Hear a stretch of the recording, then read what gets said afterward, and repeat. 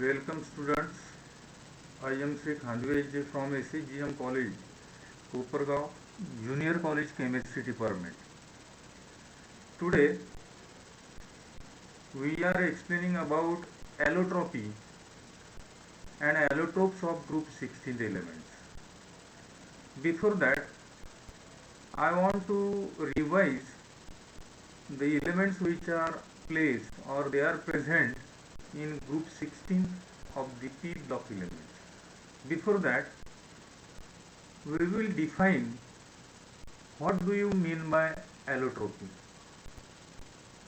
All of you know that any solid element existing in different crystalline forms having different physical properties, they are called as allotropes. The phenomenon is called as allotropy. Now we will discuss about the allotropes of group 16 elements. You know that the elements present in group 16,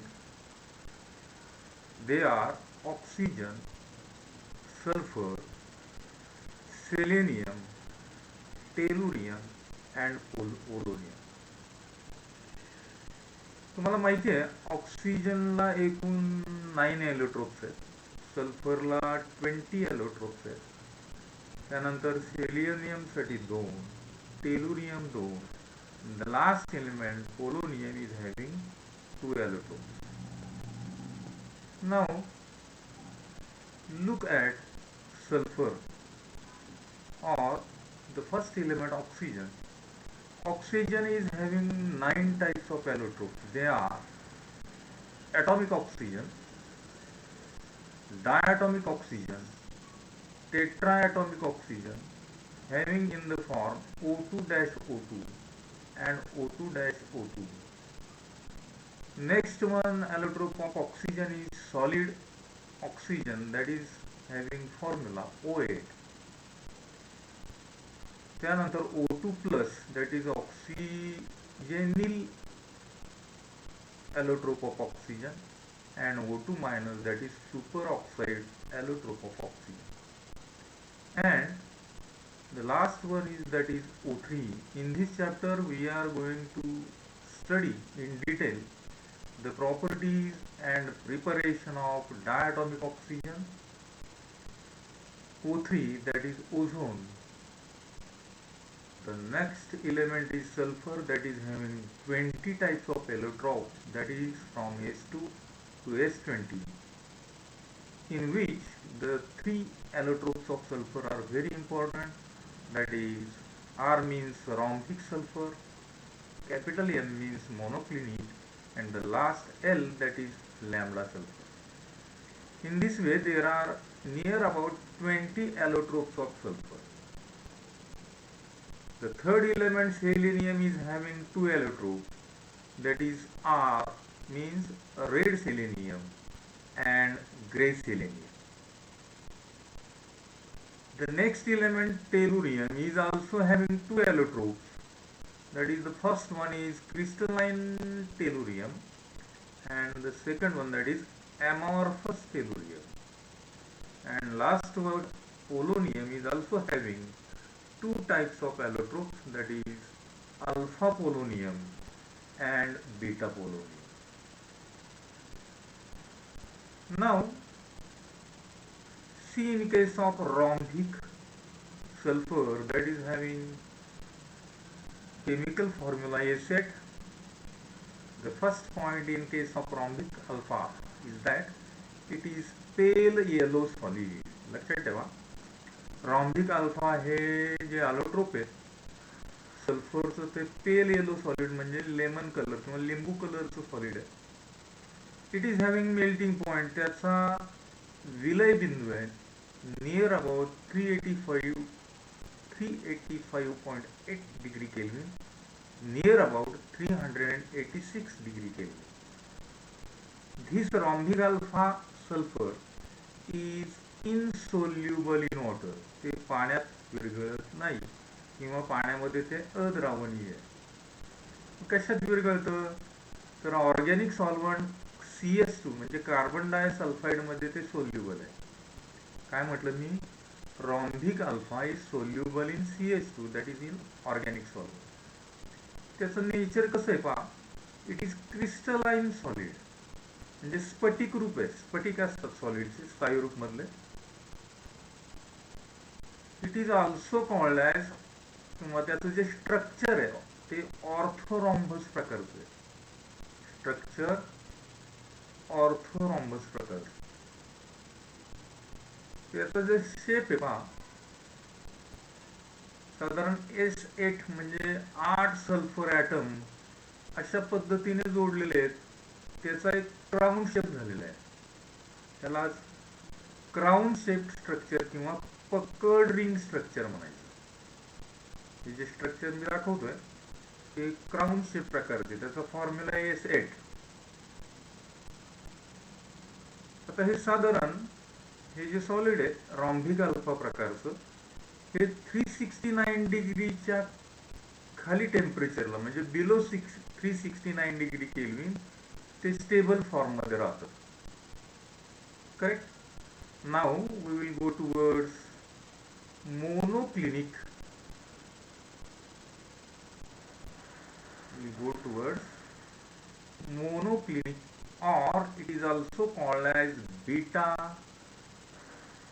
sulfur. It is also having the formula S8. Its physical properties are, first one, it is bright yellow. हे साधारण प्रखर किंवा तेजस्वी पिवळसर प्रकारचं असतं. याचा melting point आहे 393 degree kelvin. हे सुद्धा जे मोनोक्लिनिक प्रकारचं सल्फर आहे हे पाण्यामध्ये इन्सोल्युबल, वॉटर इन्सोल्युबल आहे.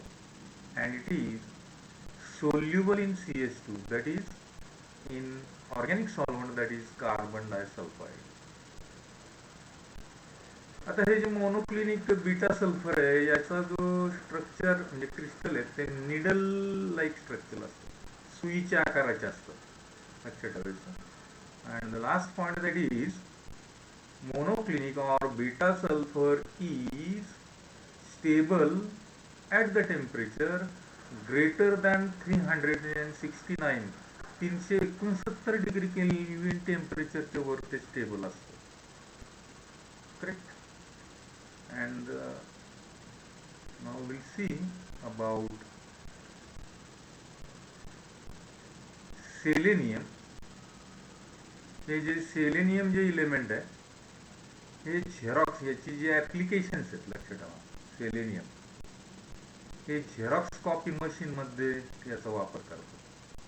ज्यामध्ये जो फेनॉमेनॉन वापरलेला असतो ना त्याला फोटोकॉपिंग म्हणजे झेरॉक्स मशीन मध्ये ना. तर आपण झेरॉक्स मशीनचं जे ऍप्लिकेशन आहे, फंक्शनिंग कसं होतं ते थोडक्यात पाहूया. वरच्या ज्या ठिकाणी आपण डॉक्युमेंट ठेवतो, ज्या सरफेसवर काचेच्या, त्याच्या खाली एक ड्रम शेप आकाराचं एक डिव्हाइस असतं ज्याच्या कडेनी एजला सेलेनियमचं कोटिंग असतं. त्याच्याच बरोबर राईट साईडला एक बल्ब असतो आणि त्याच्या साईडला एक टोनर असतो ज्याच्यामध्ये तुम्हाला जी वापरण्यात आलेली ती ब्लॅक किंवा कुठल्या ज्या रंगाची असेल ती इंक असते. ते फंक्शनिंग कसं होतं पहा, वर जे आपण डॉक्युमेंट ठेवतो ते लेटर इन जर म्हणजे उलट डायरेक्शन असेल तर त्याची कॉपी खाली ड्रमच्या तिथं आल्यानंतर ते जो ड्रम फिरत असतो, या ठिकाणी पहा वर मी इथं पी लिहिलंय, इथं खाली तो उलट दिशेने तुम्हाला दिसेल. हा बल्ब वरची जी या तुमच्या लेटरची ना इमेज कॅप्चर करेल आणि या सेलेनियमचं जे कोटिंग आहे हा ड्रम फिरत असतो. करेक्ट. याच्यावर जर पॉझिटिव्ह चार्ज निर्माण झाला तर या ठिकाणी ब्लँक जी इंक असते त्याच्यावर निगेटिव्ह, आणि अशा पद्धतीने ही इंक इकडं बरोबर इथे इंक म्हणजे ठसे उमटले जातात किंवा प्रिंट होते. आणि पुढं या ठिकाणी तुमचा बॉक्स असतो पेपरचा, यामधलं पेपर हा या दिशेने पुढं इमेज प्रिंट करत पुढं सरकतो आणि पुढे या ठिकाणी तुम्हाला तो पेपर त्याची प्रिंट पुढं सरकताना दिसते. म्हणजे चार्ज पार्ट, इथं हा पूर्ण चार्ज पार्ट आहे या पद्धतीने फंक्शनिंग होतं. पॉझिटिव्ह आणि निगेटिव्ह चार्जेस निर्माण होतात. वरून खाली बल्बने त्यावर प्रकाश टाकला जातो. तर या पद्धतीने फोटोकॉपिंग फेनॉमेनॉन किंवा झेरॉक्स मशीनमध्ये सेलेनियम या एलिमेंटचा वापर होतो. त्यानंतर यामध्ये महत्त्वाचा भाग आहे production of sulphur. Production of सल्फरसाठी 3 प्रकारचे पाईप.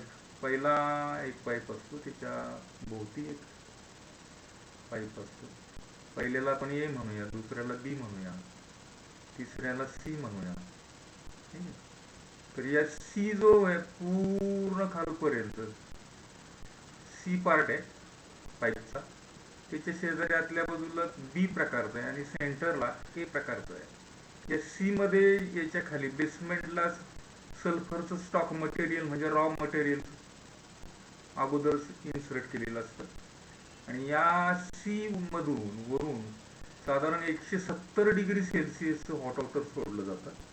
आणि या बेसमेंटला ते stock sulphur raw material melt होऊन ते बरोबर या पाईपच्या खाली येतं. आता वरून या पाईप मधून वरून हॉट एअर म्हणजे एकदम हॉट हवा, गरम हवा सोडली जाते आणि त्यामुळं हे जे मेल्ट झालेलं खाली जे स्टॉक सल्फर किंवा रॉ मटेरियल सल्फर आहे त्याचा फ्रॉथ तयार होतो आणि तो फ्रॉथ बीएस सेक्शन मधून बाहेर पडतो. आणि या पद्धतीने मिळालेलं जे सल्फर आहे ते 99.9% प्युअर असतं. Okay, this is about production किंवा preparation of sulphur in pure form. Now we will see how these 3 types of or all types of allotropes of sulfur are prepared. See the chain. When alpha sulfur is heated up to 369 degree Kelvin, it gets converted into liquid sulfur. When again it is cooled, it converts into crust, म्हणजे खड्याच्या स्वरूपात ते तयार होतं.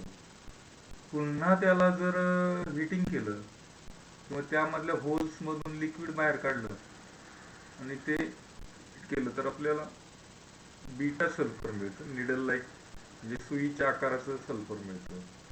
पुन्हा ते जर needle shaped sulphur allotrope beta sulphur 113 degree केल्विनला heating केलं तर त्याचं लॅम्बडा सल्फर म्हणजे प्लॅस्टिक सल्फर मिळतं.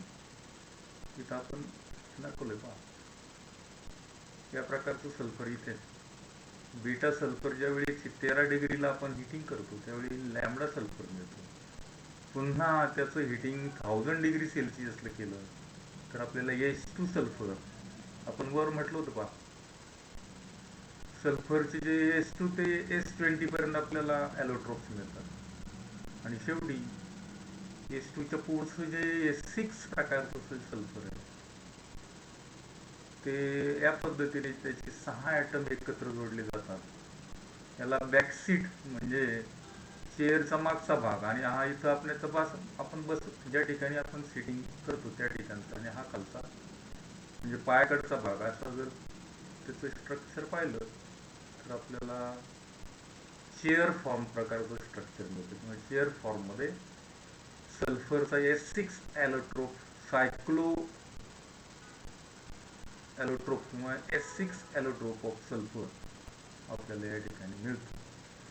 Today thank you guys, we'll stop here.